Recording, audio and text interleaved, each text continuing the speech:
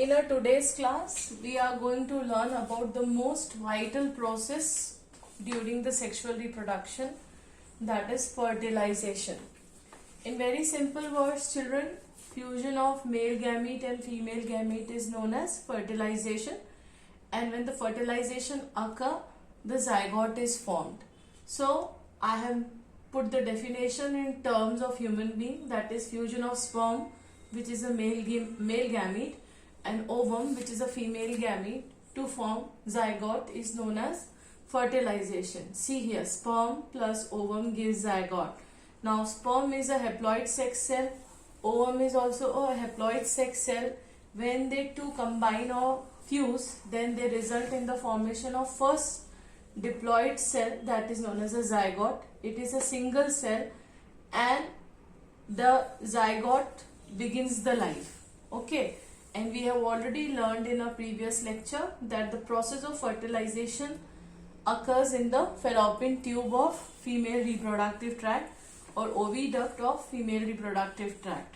Now let us learn about the different events that occur during the fertilization or how the fertilization is brought about.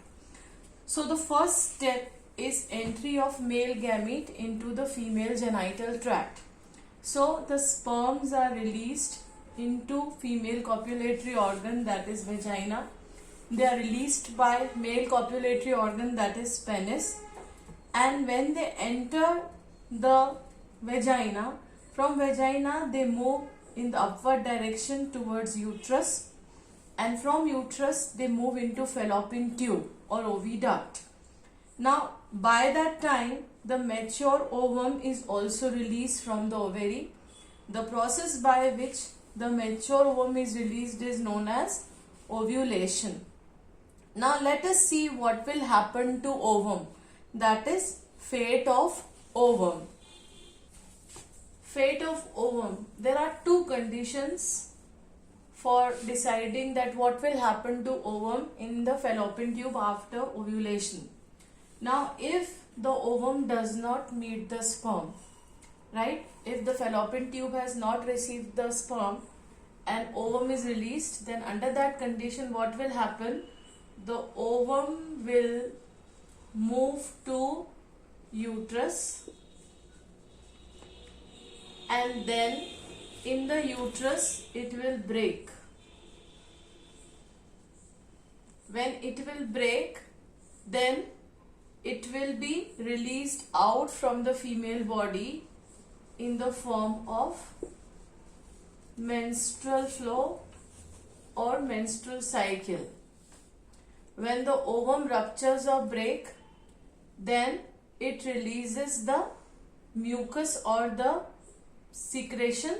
That secretion mixes with the blood that is released by the rupturing of inner lining of uterus, and both these things come out from the female body in the form of a flow that is known as the menstrual flow. So this is the fate of ovum if it does not encounter the sperm. That is no fusion, no zygote formation. So the egg will break, and when the egg breaks, the lining of the uterus also breaks, which releases the blood. So that blood and the secretion of the ovum comes out from the body of the female, and that is the menstrual flow. Now the second condition is if it meets the sperm. So if the ovum meets the sperm, then under that condition it will undergo the process of fertilization and will result in the formation of zygote, that is NN2N. This zygote is formed in the fallopian tube. In the fallopian tube only this zygote will start the divisions and will start turning to embryo. So this one cell will divide to form two cells. From 2 cells 4, from 4 to 8, from 8 to 16, from 16 to 32. That way the mitotic divisions will continue and this embryo will finally reach uterus.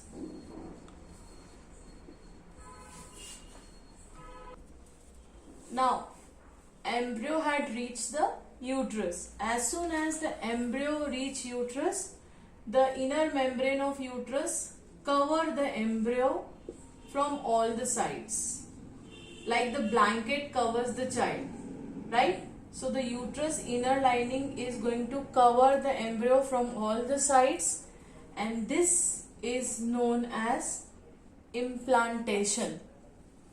Now, after implantation, there will be formation of a very important tissue that is known as placenta. Now, this is a disc-shaped part or a tissue that basically connect fetus to mother. Fetus to mother. Now, the fetus get, or the embryo get, all its nutrition from mother body through placenta, right? All the gases exchange, like the oxygen is required by the fetus for development, then CO2 is released after respiration. All these occur through placenta. All the nutrients are provided to fetus or embryo by placenta. Then all the waste which is generated by the embryo or fetus moves out to the mother's body through placenta. Besides that, placenta also releases some hormones that helps in development of child, right? So after implantation, the next step is the placenta formation. Now, after the embryo starts getting the nourishments and all through placenta, then the embryo remains in the mother body for the period of 9 months. And this period of 9 months is known as gestation period. During this 9-month period, the embryo changes to small baby or infant, and after 9 months the baby is delivered out. This process,